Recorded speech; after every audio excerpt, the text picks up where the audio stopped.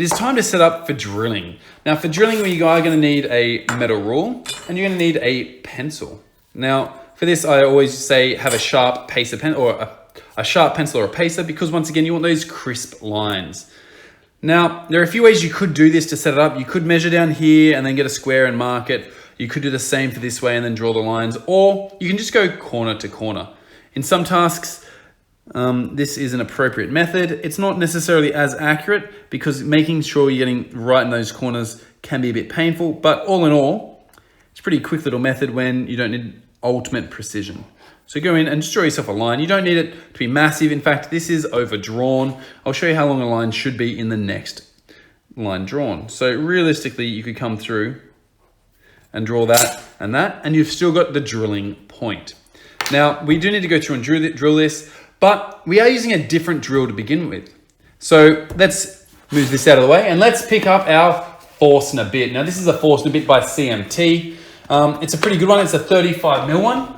Now, with this one, you do want to go through and always make sure to never rest it on its tips. Got a center pin right in the center there, and that's going to go through and connect with your timber first and align it so that it's not wobbling around on your project. Then you've got these outside cutter edges, which you don't want blunted or damaged, which means when you're done, always put it back in its container and close it up.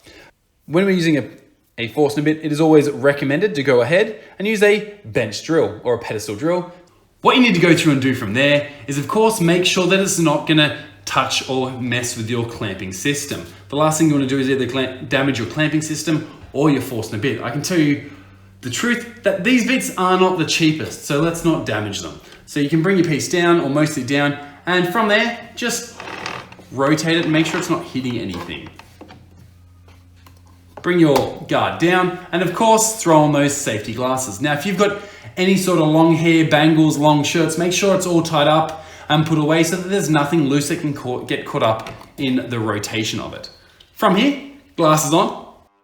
Whoa, now before you get too carried away, make sure to go ahead and set up a depth stop to ensure that you don't go more than 15 mils into your pine. In fact, 15 millimeters is the perfect measurement.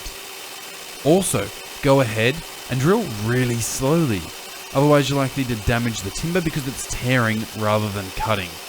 So set that depth stop and get into it.